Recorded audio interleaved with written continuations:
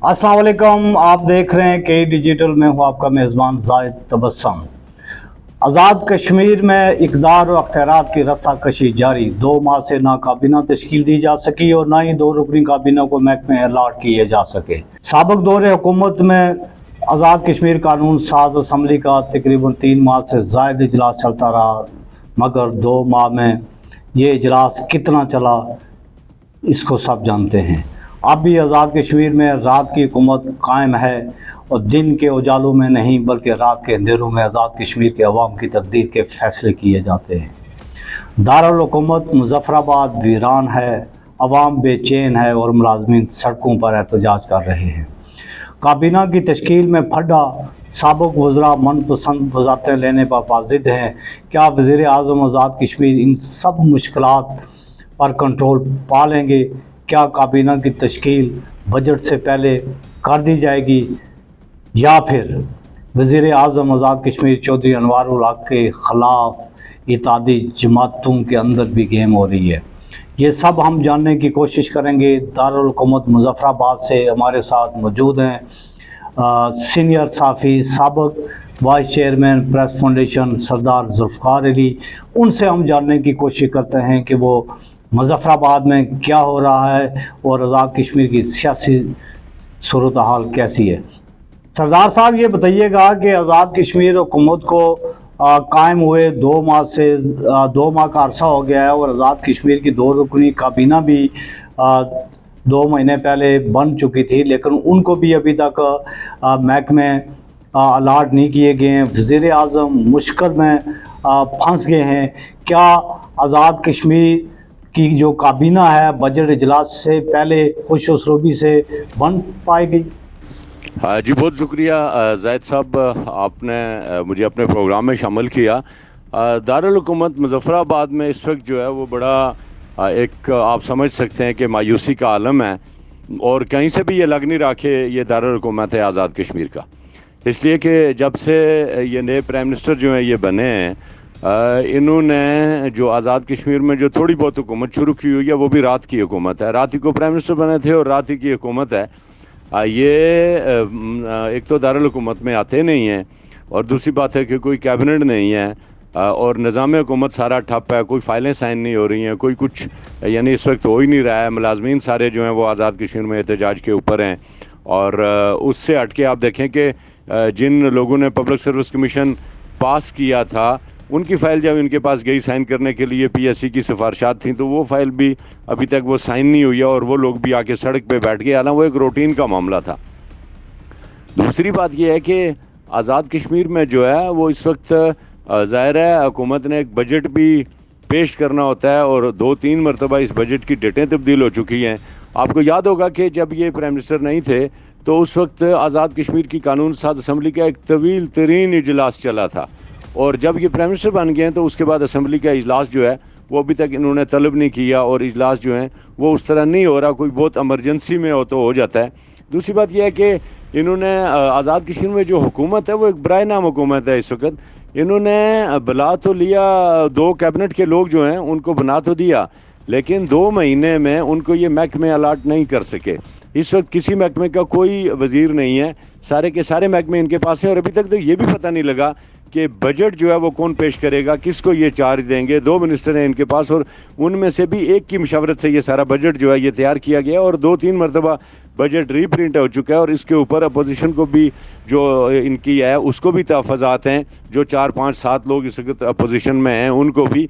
तो बाकी तो ये ऐसी हुकूमत है कि 20 मेंबरान पर मुश्तमिल उन्होंने अपना एक ग्रुप जो है वो उसको शो कर दिया है। फिर पीपल्स पार्टी जो है एक नशिस्त अजाफी जीतने के बाद वो जो है 13 पे चली गई है। 7 जो हैं वो नून लीग के हैं। अब नून लीग के अंदर भी जो हैं वो दरारें पड़ी हुई हैं। 2-3 लोग जो हैं वो बेयार सूरत वज़ीर रहना चाहते हैं, कुछ मज़ीद बनना चाहते हैं।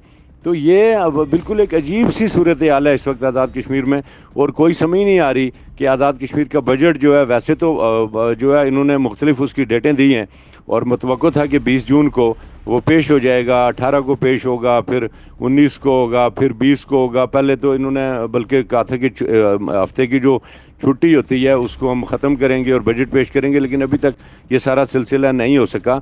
تو ابھی بھی پکچر جو ہے وہ کلیئر نہیں ہے کہ صورتحال کس طرف جاتی ہے. تو بس سارے لوگ یہاں پہ دعا کر رہے ہیں کہ وزیر اعظم صاحب جو ہیں وہ رات کی حکومت کی بجائے دن کی حکومت شروع کریں تاکہ عوام کو کوئی کسی قسم کا ریلیف مل سکے. مجموعی طور پر دارالحکومت اس وقت جو ہے نا ایک اجڑی ہوئی سلطنت کی طرح لگ رہا ہے. یہ سردار صاحب یہ بتائیے کہ یہ کہا جا رہا ہے کہ حکومت کے جو عام خیال، جس طرح وزیر اعظم نے اپنا ایک گروپ شو کیا ہے 20 رکنی عام خیال لوگوں کا، کیا حکومت اور عام خیال جو جماعتیں ہیں، اتحادی جماعتیں ہیں، یہ ایک صفحے پر موجود ہیں؟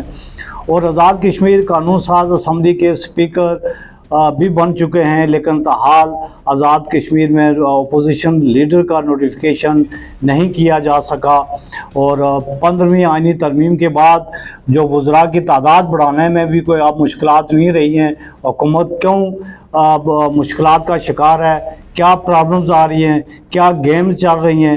کیا واقعہ وزیر اعظم آزاد کشمیر چودھری انوار الحق بند گلی میں جا چکے ہیں؟ اس حوالے سے آپ کیا کہتے ہیں؟ جی بالکل ایسا تو ہوتا ہے اور یہ پارلیمانی روایات ہیں، لیکن اس وقت آزاد کشمیر میں بہت ساری جو پارلیمانی روایات ہیں ان کو پامال کیا جا رہا ہے. مثلا جو انتخاب ہے پرائم منسٹر کا، اس کا ایک پراپر طریقہ کار ہوتا ہے، لیکن وہ کوئی 35 منٹ میں اس کا انتخاب ہوا، اور جس وقت شیڈول جاری ہوا کہ 25 سے 50 منٹ تک کاغذات لیے جائیں گے، تو جب کاغذات لینے کا شیڈول جب باقاعدہ طور پر موصول ہوا یا وہ آویزاں ہوا تو اس وقت کوئی 37-38 منٹ جو ہیں وہ ہو چکے تھے. یعنی 25 سے 37 تک آپ خود دیکھیں کہ 10-12 منٹ تو شیڈول ہی مطلب 15 منٹ پہلے کا سمجھ لیں آپ نے جاری کر دیا گیا.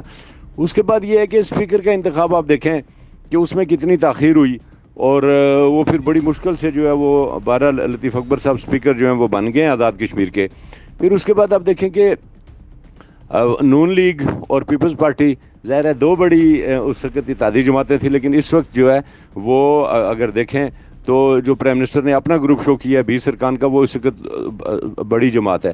اب ایک جو اس وقت جو مسئلہ ہے وہ نون لیگ کا زیادہ بنا ہوا ہے کہ نون لیگ کے لوگ جو ہیں وہ فاروق حیدر صاحب بھی لیڈر آف اپوزیشن بننا چاہتے ہیں، جبکہ دوسری طرف خواجہ فاروق صاحب جو ہیں وہ امیدوار ہیں. خواجہ فاروق صاحب کے لیے 10 لوگوں نے لکھ کے بھی دیا ہوا ہے، لیکن ان کو ابھی تک لیڈر آف دا اپوزیشن نہیں، اور نہ کیبنٹ بھی، جہاں کیبنٹ نہیں بن سکی ابھی تک، تو وہاں ہم کیا کہیں کہ اپوزیشن لیڈر کا کیا ہوگا. لیکن فاروق حیدر صاحب کو مسئلہ یہ ہے اپوزیشن لیڈر بننے میں کہ کرنل وقار نور سینئر موسٹ منسٹر ہیں، اور اس کے ساتھ جو عمر الطاف ہیں وہ بھی یہ کہہ چکے ہیں کہ انہوں نے ہر حال میں وزارت لینی ہے. اسی طرح جو پہلے تو یہ تھا کہ جو شاہ صاحب ہیں وہ بھی جو ہیں وہ وزارت لینا چاہ رہے تھے، چودھری یاسین صاحب بھی جو ہیں وزارت لینا چاہ رہے تھے، لیکن مسئلہ اس میں یہ بنا ہوا ہے کہ چودھری یاسین صاحب پارٹی پریزیڈنٹ ہیں، سینئر موسٹ منسٹر رہ چکے ہیں، اور شاہ غلام قادر صاحب جو ہیں وہ بھی پارٹی کے پریزیڈنٹ ہیں، سابق اسپیکر رہ چکے ہیں.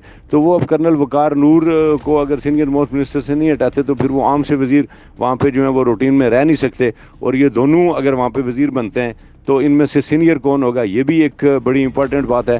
تو یہ بہت سارے مسائل جو ہیں اس وقت ان کے جو ہیں وہ جنم لے رہے ہیں. دوسری جانب آپ یہ دیکھیں کہ جب حکومت نے کوئی کام کرنا ہوتا ہے تو 20 منٹ کے نوٹس پہ انہوں نے جو ہے 15ویں آئینی ترمیم کی، اور آپ حیران ہوں گے اس بات پہ کہ 13ویں ترمیم کے خالق اور ڈیفینڈر اور اس کے وجہ سے ہیرو بننے والے راجہ فاروق حیدر خان نے ایسا یو ٹرن لیا ہے کہ جس کی تاریخ میں کئی مثال نہیں ملتی، اور وہ اتنے دلائل دے رہے تھے 15ویں ترمیم کے لیے کہ جی نظریہ ضرورت کے تحت ان لمیٹڈ منسٹر آزاد کشمیر میں ہونے چاہیے.